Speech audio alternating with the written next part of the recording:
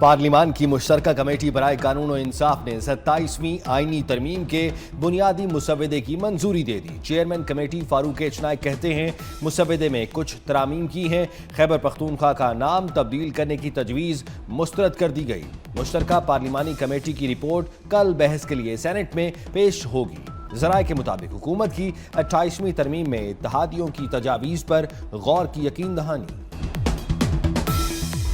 قانون اور عوام کی عدالت میں جواب دہ ہوں، استثنا نہیں چاہیے۔ شہباز شریف کی وزیر اعظم کو فوجداری مقدمات سے استثنے کی شق 27ویں ترمیم سے نکالنے کی ہدایت۔ سوشل میڈیا پر بیان میں کہا، آذربائیجان سے واپسی پر اس شق کا پتہ چلا۔ یہ ترمیمی شق کابینہ سے منظور شدہ مسودے میں شامل نہیں تھی۔ شہباز شریف کی ہدایت پر وزیر اعظم کو فوجداری مقدمات میں استثنا دینے کی تجویز واپس۔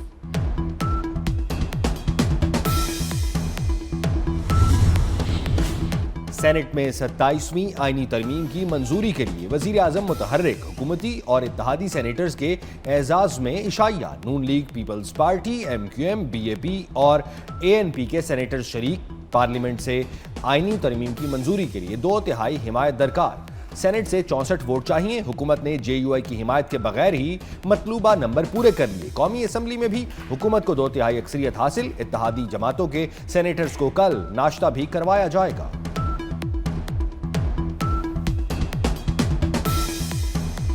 27ویں ترمیم میں کوئی نئی چیز نہیں، تمام باتیں کئی ہفتے پہلے ہو چکی ہیں۔ وزیر مملکت طلال چودھری کی میڈیا سے گفتگو، کہا سینٹ میں رپورٹ پیش ہونے پر تمام چیزیں واضح ہو جائیں گی۔ کمیٹی میں نہ آنے والے ملک کی خاطر بھی نہیں بولتے۔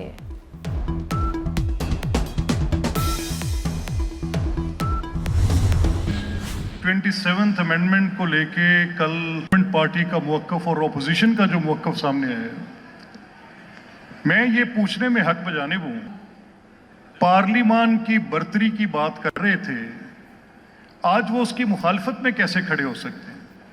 اگر ججز کو نکالنے کا اختیار اور ان کی اپوائنٹمنٹ کا اختیار پارلیمان میں آئے تو کیا یہ پارلیمنٹ کی سپریمیسی ہے یا اس کی ڈیموشن ہے؟ 27ویں آئینی ترمیم کے حق میں ہوں۔ اسپیکر پنجاب اسمبلی ملک محمد احمد خان کا تقریب سے خطاب، کہا ججز کی تعیناتی کا اختیار پارلیمنٹ میں آئے تو کیا یہ بری بات ہے؟ ہم پارلیمان کی برتری کی بات کرتے ہیں، اپوزیشن مخالفت کیوں کر رہی ہے؟ ججز کی تعیناتی اور ججز کا مواخذہ پارلیمنٹ کے پاس ہوگا تو پارلیمنٹ معتبر ہوگی۔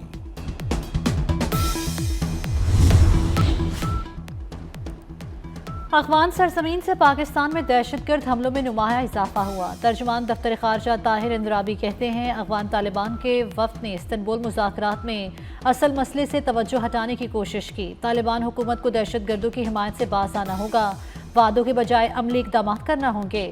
افغانستان میں موجود دہشت گرد گروہ پاکستان کے دشمن ہیں۔ طالبان حکومت دہشت گردوں کی پناہ گاہیں ختم کرے، مذاکرات امن کے لیے ہیں، کمزوری کے لیے نہیں۔ طالبان حکومت الزامات کے بجائے تعاون کا راستہ اختیار کریں۔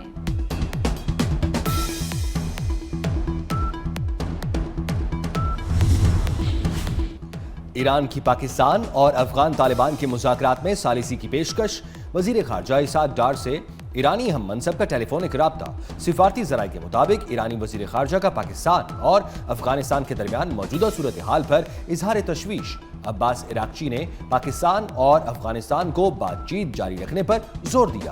اسحاق ڈار نے پاک افغان مذاکرات اور موجودہ حالات پر روشنی ڈالی۔ افغان سرزمین سے پاکستان میں دہشت گردی کا ایک اور ناقابل تردید ثبوت۔ 30 سپتمبر کو فرنٹیئر کور ہیڈ کوارٹر نارتھ کوئٹہ پر دہشت گرد خودکش حملے میں ملوث دوسرا حملہ آور افغان دہشت گرد نکلا، سیکیورٹی ذرائع کا کہنا ہے۔ فتنہ الخوارج کے افغان خودکش حملہ آور کی شناخت محمد سہیل عرف خباب کے نام سے ہوئی، جو افغان صوبہ وردگ کے ضلع میدان کا رہائشی ہے۔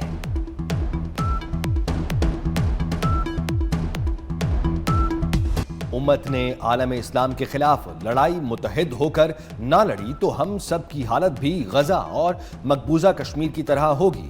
وزیر دفاع خواجہ آصف کی سیالکوٹ میں میڈیا سے گفتگو، کہا علامہ اقبال کا کلام ہمیشہ زندہ و پائندہ رہے گا۔ بدقسمتی سے ہم علامہ اقبال کا پیغام بھلا بیٹھے۔ امت اس وقت بھٹکی ہوئی ہے، غزہ سے کشمیر تک ظلم ہو رہا ہے۔ اللہ تعالی ہمیں اپنے مظلوم بہن بھائیوں کی مدد کی توفیق دے۔ Chairman joint chiefs general Sahir Shamshad Mirza کا دورہ سعودی عرب، سعودی مسلح افواج کے chief of general staff general Fayyad Alhamed Alruwaili سے ملاقات، پاک سعودی عرب دفاعی شراکت کے فروغ کا عزم دہرایا۔ سعودی عرب کی جانب سے جنرل ساحر شمشاد کو King Abdulaziz Medal of Honour سے نوازا گیا۔ سربراہ مسلم لیگ کاف چودھری شجاعت حسین سے جرمن سفیر کی ملاقات، دو طرفہ تجارت بڑھانے کے لیے عملی اقدامات کی ضرورت پر زور دیا۔ جرمن سفیر نے چودھری شجاعت حسین کی خیریت دریافت کی۔ وفاقی وزیر اوورسیز پاکستانیز چودھری صالح حسین اور وزیر صنعت پنجاب چودھری شافع حسین بھی ملاقات میں موجود تھے۔ شاعر مشرق علامہ محمد اقبال کا 148واں یوم ولادت، لاہور میں مزار اقبال پر گارڈز تبدیلی کی پروقار تقریب، پاک بحریہ کے چاق و چابند دستے نے گارڈز کے فرائض سنبھالے۔ مہمان خصوصی ریئر ایڈمرل سہیل احمد اعظمی نے پاکستان رینجرز اور پاک بحریہ کے دستوں کا معائنہ کیا۔ مزار اقبال پر پھول رکھے۔ سیالکوٹ میں اقبال منزل میں یوم اقبال کی مناسبت سے تقریب، اقبال منزل میں علامہ اقبال کے زیر استعمال اشیاء آج بھی محفوظ۔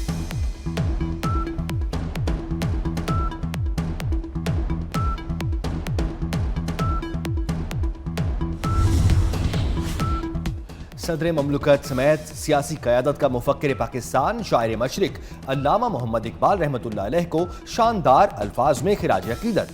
صدر آصف زرداری کا کہنا ہے شاعر مشرق کا ویژن آج بھی ہماری ترقی کی سمت متعین کرتا ہے۔ وزیر اعظم شہباز شریف نے کہا علامہ اقبال کی شاعری عمل اور خود شناسی کی لازوال دعوت ہے۔ وفاقی وزیر داخلہ محسن نقوی نے اپنے پیغام میں کہا آج ہمیں اپنے ملک کی تعمیر و ترقی کے لیے اقبال کا پیغام۔ لاہور میں سانسیں کھل کر سانس لینے کو ترس گئے، اسموک کے باعث فضا انتہائی آلودہ۔ دنیا کے آلودہ ترین شہروں میں آج لاہور کا دوسرا نمبر، ایئر کوالٹی انڈیکس 316 تک جا پہنچا۔ فیصل آباد، ملتان اور گجرانوالہ کی فضائیں بھی اسموک سے متاثر۔ کراچی کا دنیا کے فضائی آلودگی والے شہروں میں چھٹا نمبر۔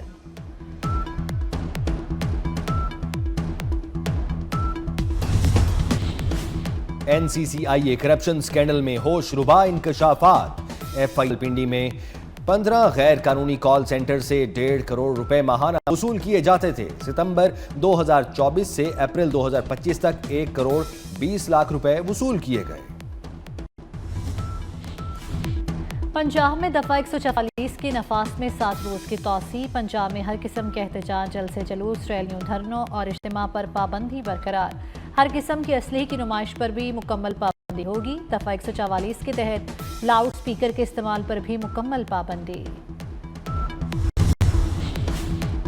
اقوام متحدہ میں پاکستان کی جانب سے پیش کی گئی ہتھیاروں کے کنٹرول اور جوہری سلامتی سے متعلق 4 قراردادیں منظور۔ روایتی ہتھیاروں کے کنٹرول سے متعلق قرارداد کی 193 میں سے 186 رکن ممالک نے حمایت کی۔ قراردادوں میں علاقائی تخفیف، اسلحہ، اعتماد سازی، جوہری سلامتی کی یقین دہانیوں کے اقدامات شامل۔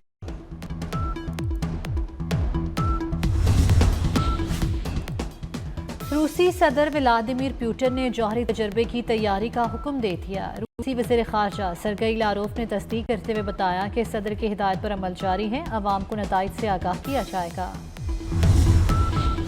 روس کے یوکرین کے توانائی نظام اور رہائشی عمارتوں پر بڑے پیمانے پر میزائل اور ڈرون حملوں میں 6 افراد ہلاک اور درجنوں زخمی۔ دارالحکومت کیف سمیت 25 مقامات کو نشانہ بنایا گیا۔ روسی فوج نے 450 سے زائد ڈرونز اور 45 میزائل داغے۔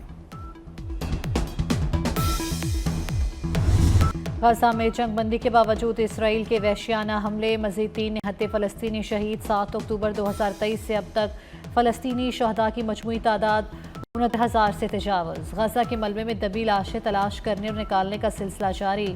اسرائیل نے مزید 15 فلسطینیوں کی میتیں حوالے کر دیں۔ اسرائیل اب تک 300 فلسطینیوں کی میتیں حوالے کر چکا۔ حماس نے ایک اور لاش اسرائیل کے حوالے کر دی۔ غزہ میں رہ جانے والے یرغمالیوں کی لاشوں کی تعداد 5 رہ گئی۔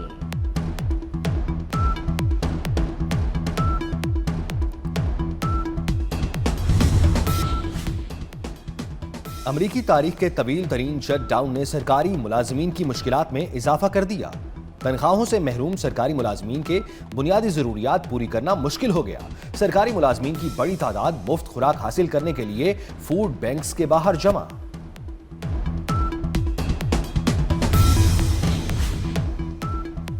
سمندری طوفان فلپائن اور خوفناک بگولوں نے برازیل میں تباہی مچا دی. فلپائن میں 188 افراد ہلاک، 130 سے زائد لاپتہ ہو گئے. برازیل میں طوفانی بگولوں کے باعث حادثات میں 6 افراد جان سے گئے. برازیل میں طوفانی بگولوں سے ہونے والی تباہی کے ڈرون مناظر نے دل دہلا کر رکھ دیے. کرتارپور میں بابا گرو نانک کے 556ویں جنم دن کی تقریبات جاری. وزیر اقلیتی امور پنجاب رمیش سنگھ اروڑا کہتے ہیں پاکستان نے سکھ یاتریوں کا راستہ کبھی نہیں روکا. کرتارپور راہداری کھول کر سکھ قوم کو تحفہ دیا. بھارت نے ہمیشہ رکاوٹیں پیدا کی.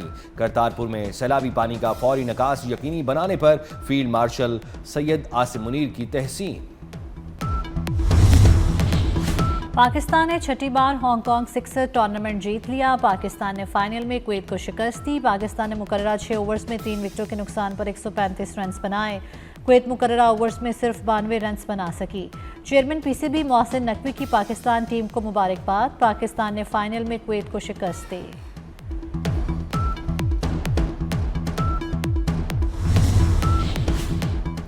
پاکستانی شاہینوں سے 2-2 ہاتھ کرنے سری لنکن ٹائیگرز اسلام آباد پہنچ گئے. پاکستان اور سری لنکا کے درمیان 3 ون ڈے انٹرنیشنل میچوں کی سیریز 11 سے 15 نومبر تک راولپنڈی میں کھیلی جائے گی. پاکستان، زمبابوے اور سری لنکا کے درمیان T20 سیریز 17 سے 29 نومبر تک ہوگی.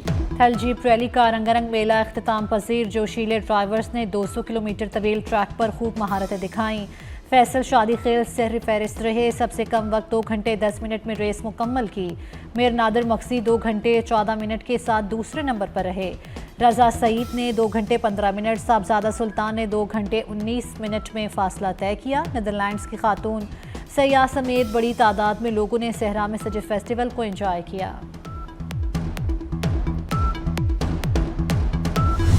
آئیں بے سہارا اور بے گھر بچوں کو گود لیں. پاکستان سمیت دنیا بھر میں آج اڈاپشن ڈے. بے گھر بے سہارا بچوں کی کفالت اور گود لینے کی اہمیت بڑھ رہی ہے. آج کا دن ان بچوں کے نام جن کی معصوم آنکھیں کسی کی پیار بھری آغوش کی اور لفظوں کی مالا کو اپنی خوبصورت آواز کے دھاگے میں پرونے والی گلوکارہ مالا بیگم کا آج یوم پیدائش. مالا بیگم نے پاکستان فلم انڈسٹری کے لیے انتہائی مقبول گیت گائے. 9 نومبر 1939 کو فیصل آباد میں پیدا ہوئی. اصل نام نسیم نازلی تھا. پاکستان فلم انڈسٹری کے لیے شاہکار گیت گائے.